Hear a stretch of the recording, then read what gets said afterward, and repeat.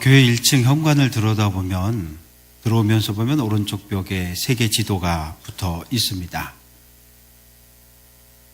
1층 현관에 붙어 있는 지도의 중심은 어디일까요? 좀 유심히 살펴보셨으면 태평양입니다. 태평양을 중심으로 그린 지도는 주로 아시아 쪽의 나라들이 좋아합니다. 우리나라, 중국, 일본. 반면에 유럽에서 만든 모든 지도의 중심은 영국 그리니치 천문대를 중심으로 지도들을 그려놓았습니다. 그래서 영국을 중심으로 볼 때 우리나라는 가장 동쪽에 있는 나라이지요. 그러나 중세시대 1500년대까지 세계 지도의 중심은 예루살렘이었습니다. 왜 예루살렘이 세계의 중심이었을까요? 기독교적인 세계관이 그 당시 사회를 지배하고 있었기 때문입니다. 노아에게 세 아들이 있었는데 홍수가 끝난 후에 세 아들이 각각 여러 지역으로 흩어집니다. 셈은 아시아로, 야벳은 유럽으로, 그리고 함의 후손들은 아프리카 지역으로 흩어지게 됩니다. 그래서 지도를 그릴 때 예루살렘을 중심에 놓고 아시아, 유럽, 그리고 아프리카를 배치했습니다. 참으로 오랫동안 예루살렘은 지구의 중심이었습니다. 그러나 한 가지 문제가 있습니다. 아시아 혹 유럽 쪽에서 강력한 나라가 세워질 때마다 그 강력한 나라들은 반드시 아프리카를 공격했습니다. 아프리카를 공격해서 점령해서 지배하려고 했어요. 그러다 보니까 아시아에서 강한 나라가 세워지면 아프리카로 가야 되는데 아프리카로 내려가는 길목에 누가 있습니까? 이스라엘, 예루살렘이 그곳에 있습니다. 그렇기 때문에 아시아에서 강한 나라가 일어나고 그들이 아프리카로 갈 때마다 이스라엘, 예루살렘은 언제나 짓밟혔고 무너질 수밖에 없었습니다.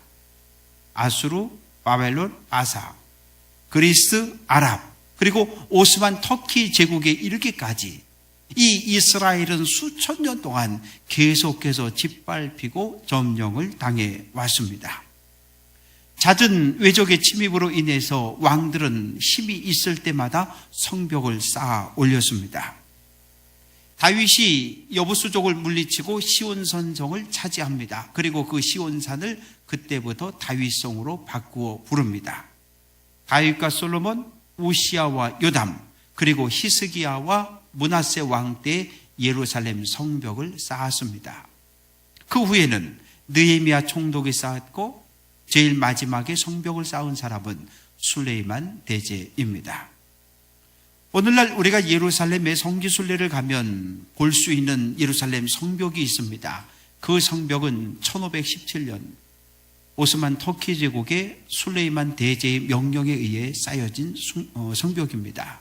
500년 전에 쌓은 성벽이지요.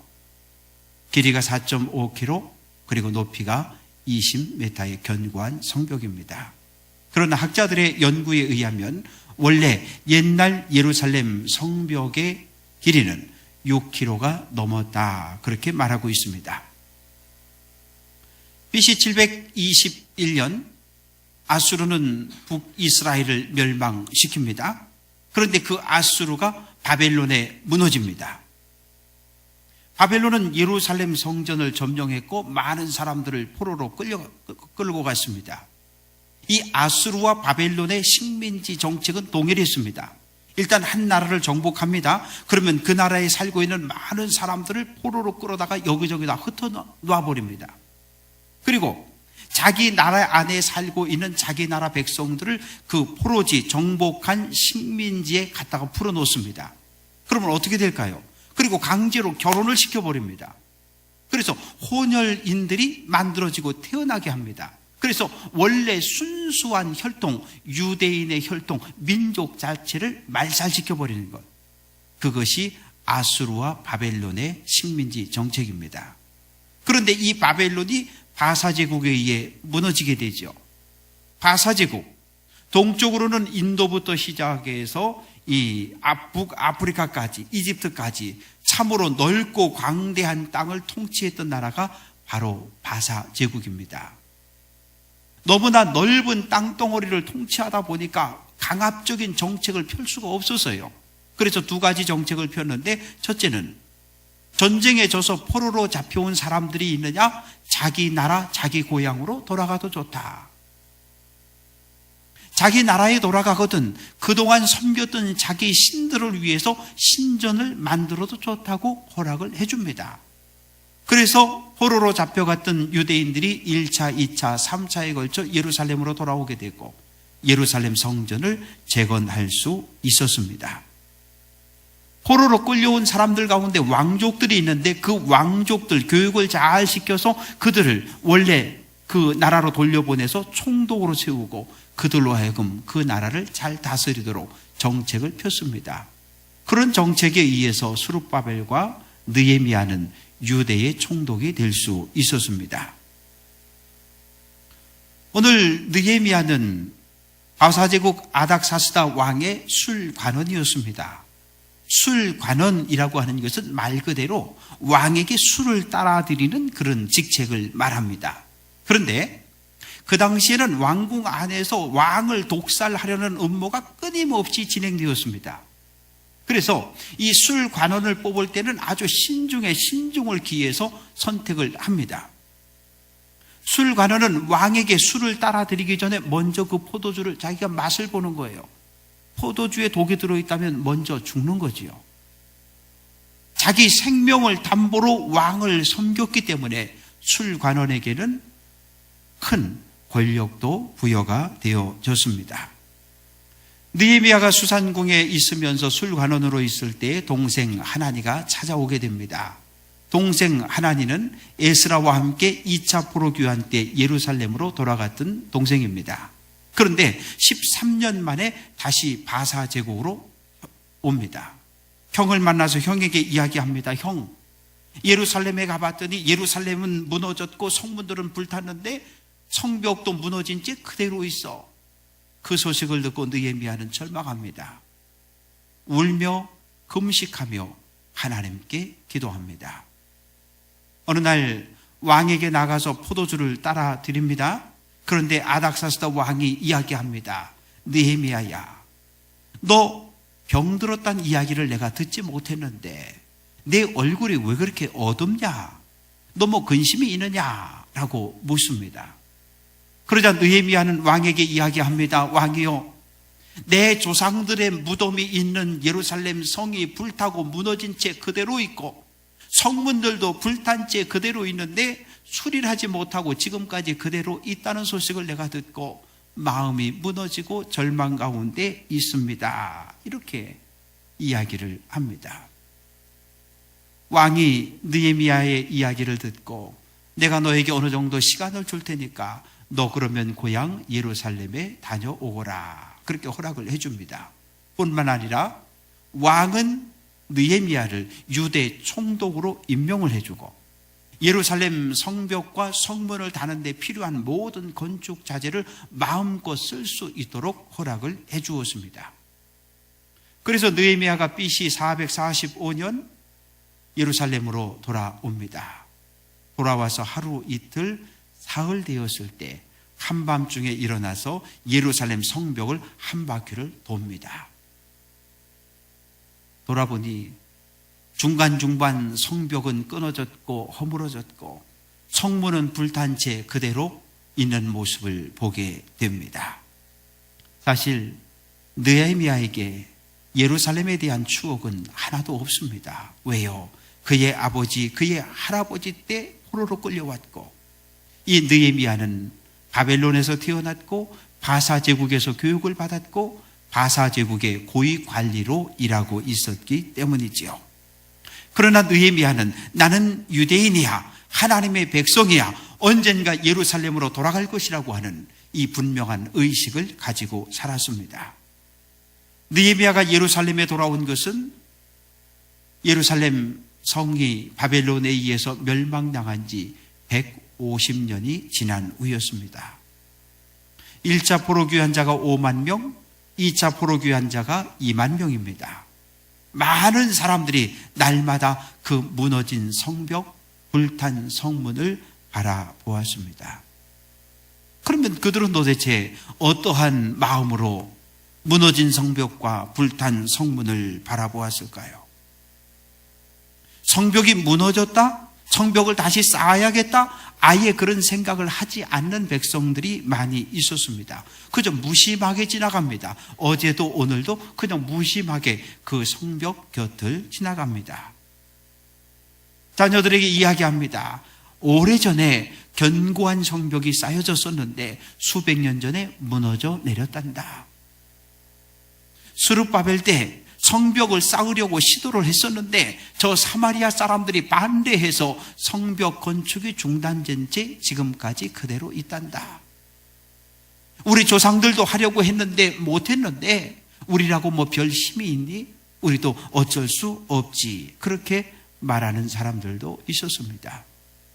성벽을 쌓는 것이, 성벽을 쌓아 올리는 것이 하나님의 뜻이라고 하는 것을 아무도 깨닫지 못했어요.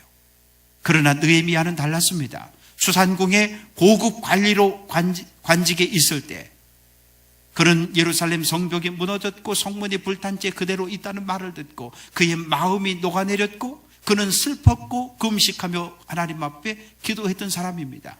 막상 와서 예루살렘 성벽을 들어보니까 기가 막힐 수밖에요.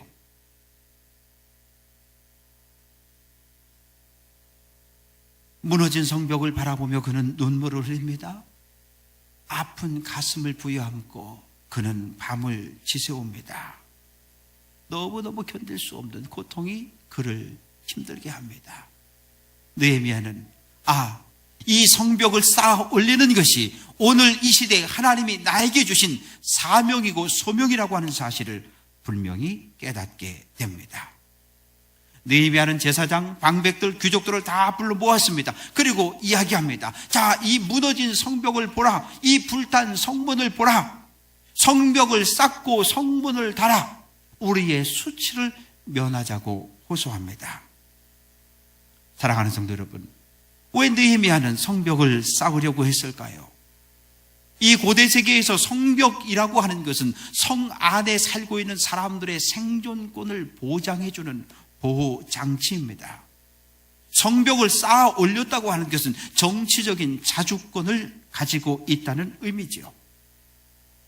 종교의 중심지, 정치적인 중심지 예루살렘을 보호하고 방비할 목적으로 느헤미야는 성벽을 쌓으려고 했습니다. 포로에서 돌아온 백성들, 그들을 모두 불러 모읍니다. 그들에게 우리는 한 하나님을 믿는 한 하나님의 자녀가 아니냐? 자, 우리 힘을 합쳐서 이 성벽을 쌓아 올리자. 우리 힘을 합쳐서 성문을 달자고 호소합니다. 그러나 성벽을 쌓는 일은 대단히 힘들고 고통스러운 일입니다.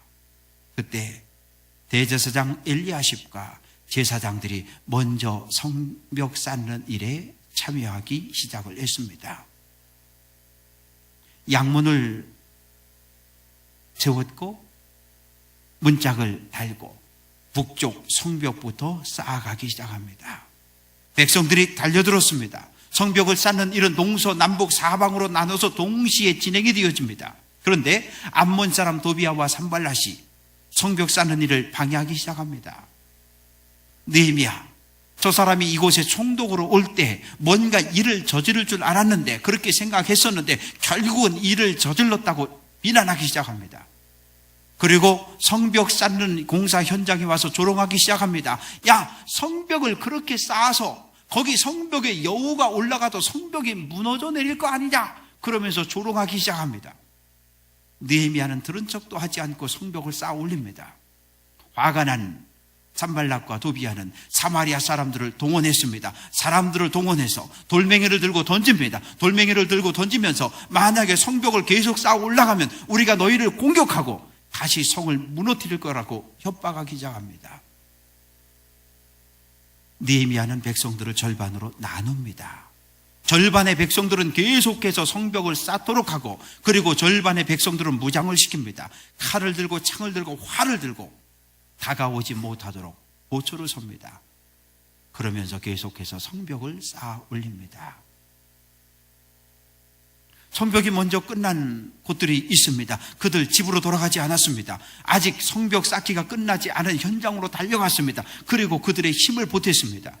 그렇게 해서 52일 만에 예루살렘 성벽 전체를 쌓아 올렸고 그리고 성문을 닫아 걸었습니다.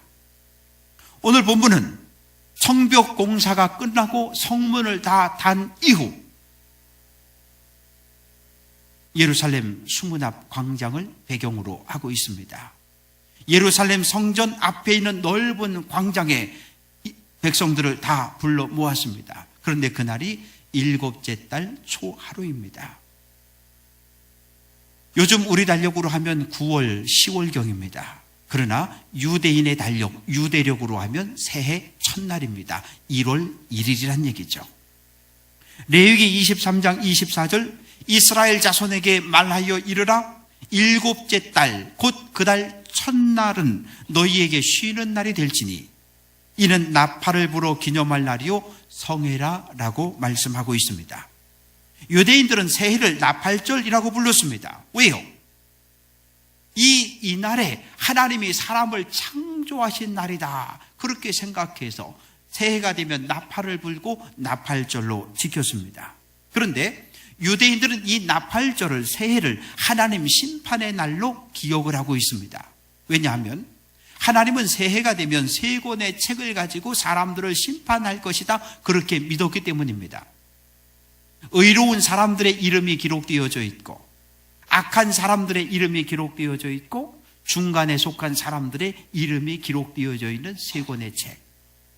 의인은 영생에 들어갈 것이고 악인은 심판을 받고 멸망할 것이고 그러나 중간에 있는 사람들, 그 사람들에게는 선을 행함으로 의인의 자리에 오를 수 있는 특별한 기간을 허락해 주었는데 그 기간을 가리켜 나팔절이다 그렇게 부릅니다. 그래서 유대인들은 새해가 되면 선한 일을 합니다. 가난한 사람들을 구제하고 어려운 사람들을 돕는 선행을 실천을 했습니다. 또한 뿐만 아니라 그는 회개하며 기도하는 모임을 가졌습니다. 백성들이 광장에 모인 것을 보고 느헤미야는 에스라를 청합니다. 모세의 율법책을 가지고 오십시오라고 부탁을 합니다. 에스라는 학사요 제사장이었는데 당시 백성들은 영적으로 매우 심각한 상태였습니다. 그럴 수밖에 없는 것이 예루살렘 성전은 건축해 놓았는데 제사장도 있고 레위인들도 있는데 문제는 백성들이 10의 1조를 가져오지 않고 절기 헌금을 가져오지 않습니다. 백성들이 가져오는 11조가 레위인의 생활비요, 백성들이 가져오는 절기 헌금이 레위인과 제사장들이 살아갈 수 있는 생활비로 써야 하는데 11조를 가져오지 않고 절기 헌금을 가져오지 않으니까 생활을 할 수가 없어요. 그러니 레위 사람들이 하나둘 떨어져 나가기 시작합니다. 나중엔 제사장들도 떨어져 나가기 시작합니다. 왜? 먹고 살아야 되잖아요. 나가서 일을 하고 돈을 벌고 그것을 먹고 살기 바쁩니다. 백성들에게 하나님의 말씀을 가르치고 백성들을 영적으로 지도할 수 있는 지도자들이 한 사람도 없었어요. 말씀을 듣지 못한 백성들, 영적인 갈증에 빠졌고 영적인 기갈에 빠져들고 맙니다. 에스라가 율법책을 들고 강단에 올라섰습니다. 이 보니까 사람들이 많이 모였는데 이렇게 살펴보니까 율법을 알아들을 수 있는 모든 사람들이 다 모였습니다. 아주 조그만 어린아이들 빼놓고는 다 모였어요. 그런데 새벽부터 정오까지 이렇게 기록하고 있습니다. 날이 밝자마자 광장에 모일 정도로 그들의 마음은 뜨거웠고 그들은 열심을 냈습니다. 새벽부터 정오까지 오전 6시부터 정오까지 6시간 동안 그들은 꼼짝도 하지 않고 하나님의 말씀을 듣습니다. 그 정도로 말씀을 사모하는 열심들이 뜨거웠습니다. 에스라가 율법을 낭독하는 동안 좌우에 13명의 제사장들이 함께 동행석에 있습니다. 에스라가 말씀을 전하고 에스라가 잠시 쉴 때 다른 제사장이 나가서 말씀을 전하고 번갈아 가며 말씀을 전하고 있습니다. 에스라가 강단 위에 섰습니다. 백성들 앞에 율법책을 폈습니다. 백성들 앞에 율법책을 펴들었을 때 모든 백성들이 그 자리에서 다 일어섰습니다. 모든 백성들이 다 그 자리에서 일어났습니다. 율법을 대하는 백성들의 경건한 마음을 표현하고 있습니다. 에스라가 율법을 낭독할 때마다 아멘, 아멘으로 받습니다. 아멘. 우리 참 아멘이라고 하는 말을 많이 합니다. 무슨 뜻을 가지고 있을까요? 유대인들은 아멘 그러면 같이 한번 해볼까요? 그러합니다. 동의합니다. 그런 의미에서 아멘, 아멘이라고 합니다. 설교자가 설교하다 중간에 아멘 그럴 때가 있습니다. 아멘 할 때가 있어요. 무슨 뜻입니까? 나는 내가 선포한 이 말에 동의합니다. 그런 의미를 가지고 있습니다. 설교를 듣는 성도들을 향해서 아멘이라고 외칠 때 나는 지금 진실을 말했습니다 라고 하는 의미에서 아멘이라고 합니다. 백성들은 어떻습니까? 하나님의 말씀을 온전히 받아들였습니다. 그 말씀대로 순종하며 살겠습니다 라고 하는 결단의 표현으로 아멘으로 화답을 합니다. 지난 12월 31일 우리는 송구영신 예배를 드렸습니다. 세 분의 장로님들이 나오셔서 순서대로 성경을 봉독했습니다. 그때 우리 성도들은 어떻게 했습니까? 모두 자리에서 일어서서 말씀을 받았습니다. 성경 봉독이 끝날 때마다 아멘, 아멘으로 화답했습니다. 어떤 마음으로 아멘으로 화답했는지요? 하나님의 말씀은 진실합니다. 선포된 하나님의 말씀이 나의 삶에 그대로 이루어지기를 원합니다 라고 하는 마음으로 아멘으로 화답들을 하셨습니다. 성경이 낭독되어질 때 그리고 설교자가 설교할 때 언제나 아멘으로 화답하시기를 주님의 이름으로 부탁드립니다. 율법을 낭독하기 전에 에스라는 위대하신 여호와 하나님을 송축합니다. 그런데 송축하다라고 하는 이 말은 무릎을 꿇다 그런 뜻입니다. 우리는 언제 어떤 상황에서 무릎을 꿇습니까? 사랑하는 사람 앞에 무릎을 꿇습니다. 받은 은혜가 너무너무 커서 감사할 때 우리는 무릎을 꿇습니다. 존경하는 사람 앞에 우리는 무릎을 꿇습니다. 에스라가 하나님을 송축하며 무릎을 꿇었을 때 백성들은 어떻게 했습니까? 모두 그 자리에서 일어섰습니다. 두 손을 높이 들었습니다. 두 손을 높이 들었다는 것은 무슨 뜻일까요? 하나님, 나는 부족합니다. 하나님, 나는 할 수 없습니다. 하나님의 도움이 나에게 필요하다고 하는 그런 고백의 표시입니다.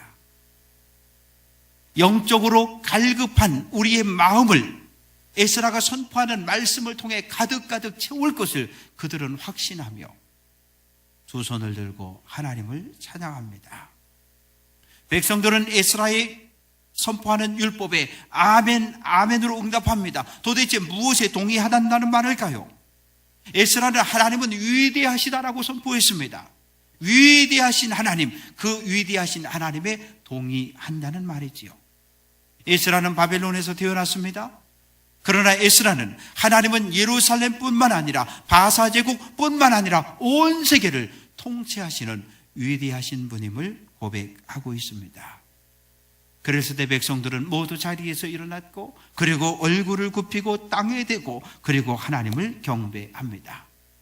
그 후에 그들은 다시 일어서서 하나님의 말씀을 받습니다.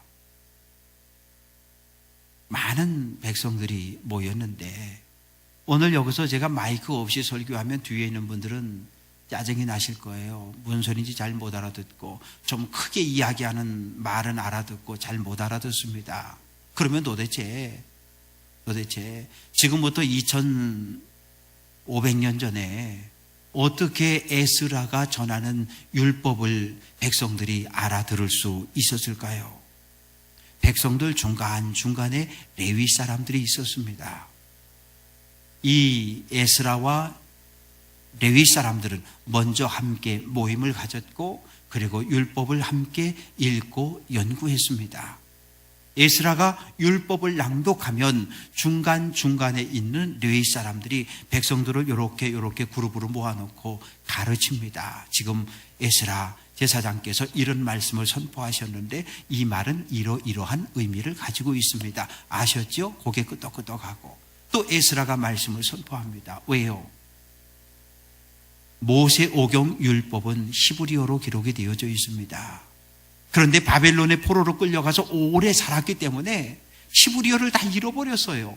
그러니 히브리어로 성경을 읽어도 이해하지 못합니다. 그러니 레위 사람들의 도움이 없었더라면 백성들은 결코 하나님의 말씀의 의미를 이해할 수 없었습니다. 에스라의 율법 낭독, 레위 사람들의 친절한 해석, 그래서 백성들은 하나님의 말씀의 의미를 정확하게 깨달았습니다. 율법을 듣고 그 의미를 깨달은 백성들의 모습은 어떠했을까요? 9절 함께 해봅니다. 백성이 율법의 말씀을 듣고 다 우는지라. 하나님의 말씀을 듣고 의미를 깨닫고 난 후에 그들은 다 울었습니다. 왜요? 율법은 무엇을 이야기합니까? 율법은 우리에게 죄가 무엇인지를 정확하게 가르쳐 줍니다.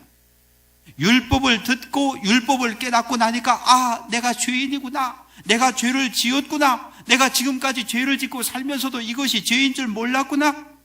백성들은 눈물을 흘리며 회개하기 시작합니다. 가슴을 찢고 가슴을 치며 통곡하며 울부짖기 시작합니다. 이곳 저곳에서 시작되어진 회개의 기도는 광장에 모인 모든 사람들에게로 퍼져나갑니다. 모든 백성들이 눈물을 흘리며 자기 가슴을 찢고 가슴을 때리며 통곡하고 회개하고 자복하기 시작합니다. 은밀하게 감추어졌던 모든 죄악들을 꺼내놓고 고백하기 시작합니다. 어느 정도 시간이 지난 후에 느헤미야와 에스라 그리고 레위 사람들이 울고 있는 백성들을 진정시키기 시작합니다. 여러분, 오늘은 거룩한 날입니다. 더 이상 슬퍼하지 말고 더 이상 울지 마십시오. 오늘은 새해 첫날 하나님께 영광 돌리는 나팔절인데 이 기쁘고 복된 날 이제 그만들 우십시오. 그만들 우십시오. 그들을 진정시킵니다. 그리고 살진 음식을 먹게 하고 음료수를 마시게 하면서 축제 분위기로 유도하기를 시작합니다. 그런데 넉넉한 사람들은 음식을 넉넉하게 가지고 왔지만 가난한 사람들은 먹을 것이 없습니다. 그것을 안 느헤미야는 이야기합니다. 음식이 넉넉한 사람들은 음식이 없는 사람들에게 나누어 주십시오. 가난한 이웃들에게 음식을 나누어 줄 수 있을 때 진정 하나님 기뻐하는 축제가 된다고 선포합니다. 하나님께 받은 은혜를 기억하는 사람만이 힘들고 어려운 이웃들에게 자비와 긍휼을 베풀 수 있습니다. 느헤미야는 이야기합니다. 오늘은 주님의 성일이니까, 거룩한 날이니까 마음에 근심하지 마십시오. 여호와로 인하여 기뻐하는 것이 너희의 힘이다 라고 선언합니다. 힘이라고 하는 말의 의미는 방파제다, 그런 의미를 가지고 있습니다. 방파제는 무엇입니까? 바다에서 몰려오는 태풍, 큰 파도를 막아주고 그 방파제 안에 있는 배들과 사람들을 보호해주는 역할을 합니다. 하나님이 우리 백성들의 방파제가 되시고 보호자가 되신다는 의미입니다. 분명 백성들은 가슴을 찢고 회개해야 할 죄를 가지고 있습니다. 그러나 계속해서 그 죄의 고통에 빠져 살고 있을 수는 없지 않습니까? 회개하고 회개했으면 하나님을 의지하고 하나님의 보호하심을 확신하며 복된 삶을 살라고 권면하고 있습니다. 종구영신 예배를 통해서 성경 읽기표를 나누어 드렸습니다.